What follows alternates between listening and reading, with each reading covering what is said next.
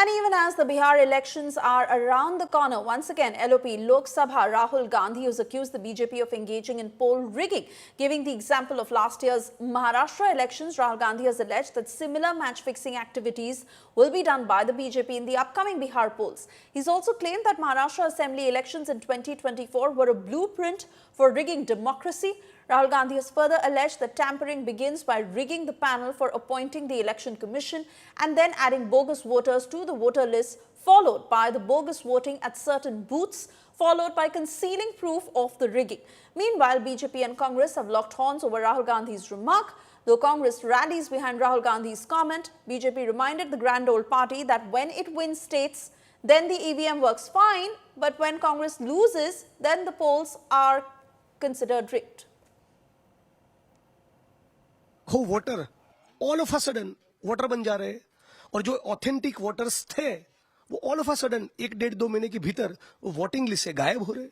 उसके substantial evidence है। इस प्रकार के एविडेंस कर्नाटका में भी पाए गए, राजस्थान में भी पाए गए, महाराष्ट्र में भी पाए गए। तो हम तो उसी मुद्दे को उठा रहे हैं।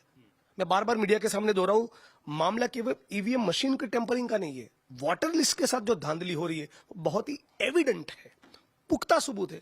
और ये पब्लिक स्पिरिटेड सिटीजन्स भी मुद्दा उठा रहे हैं, एनजीओ के लोग भी मुद्दा उठा रहे हैं, इंडिया अलायंस के हमारे जो दूसरे कंपोनेंट्स है वो भी उठा रहे हैं, हम भी उठा रहे हैं। तो इलेक्शन कमीशन ऑफ इंडिया के पाले में गेंद है, वो अपनी पोजीशन क्लेरिफाई करे, वो मुल्क की जनता को और हम विपक्ष के लोगों को आश्वस्त करे कि ऐसी धांधली हुई है, उसकी पुख्ता जांच होगी, जो भी रिस्पॉन्सिबल है उनकी गिरफ्तारी होगी और बिहार के चुनाव में या आने वाले किसी भी चुनाव में इस प्रकार की धांधली न हो, वो सुनिश्चित करेंगे। वो तो उनको बोलना है ना। तो आप राहुल गांधी के उस फॉर्मूले 5 स्टेप फॉर्मूले से एग्री करते हैं कि वोटर लिस्ट में धांधली हो रही है, वोटिंग परसेंटेज बढ़ाया जा रहा है, उन सारे मुद्दों से आप मुझे बताइए कि इसी दिल्ली के अंदर, इसी दिल्ली में 40,000 वोट नई दिल्ली का शिफ्ट कर दिया गया, लगभग 39,000 वोट के करीब शिफ्ट कर दिया गया दूसरी जगहों पे। मेरी पत्नी का खुद का वोट काट दिया गया और जो लोग वर्षों से रह रहे थे उनके वोट कहीं दूसरी जगह पे शिफ्ट कर दिए गए, किसी के वोट डिलीट कर दिए गए, किसी के वोट ऐड कर दिए गए, कहीं कुछ हुआ। तो वोटर लिस्ट में आपने देखा नहीं, हमने तो प्रमाण सहित कंप्लेंट किया था। तुगलकाबाद हो, जनकपुरी हो,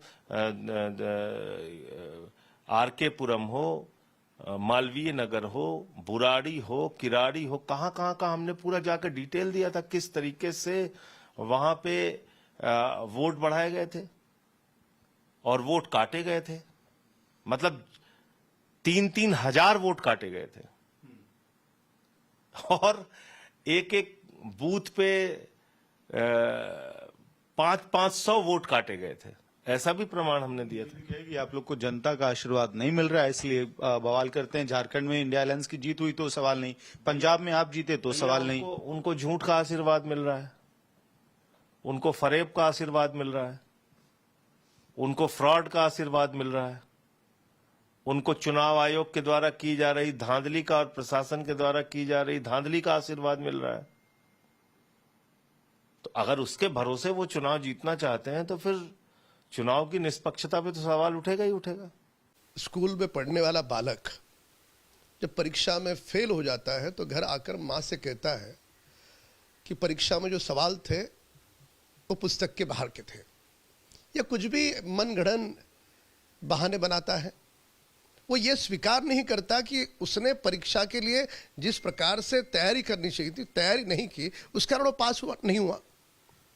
और वही हालत श्रीमान राहुल गांधी जी की है। यानी सेम ईवीएम मशीन, वही चुनाव आयोग, वही सारे प्रशासन के लोग। लोकसभा में कांग्रेस जीतती है तब सब कुछ अच्छा, और महाराष्ट्र की विधानसभा में कांग्रेस हार जाती है, तुरंत ईवीएम पे, चुनाव आयोग पे, सब पे सवाल। ऐसे दोनों तरफ से आप ढोल कैसे बजा सकते हो? परीक्षा में फेल हुए हो, स्वीकार करो। विगत 15 वर्षों में जितने चुनाव राहुल गांधी जी के नेतृत्व में पूरे देश भर में लड़े गए, 99% चुनाव में फेल हो गए हो। क्या सब जगह पे ईवीएम खराब? और यदि आपके पास कुछ पुख्ता सबूत है, किसने रोका आपको? क्यों नहीं जाते न्यायपालिका में? क्या उस पर भी आपका भरोसा नहीं है?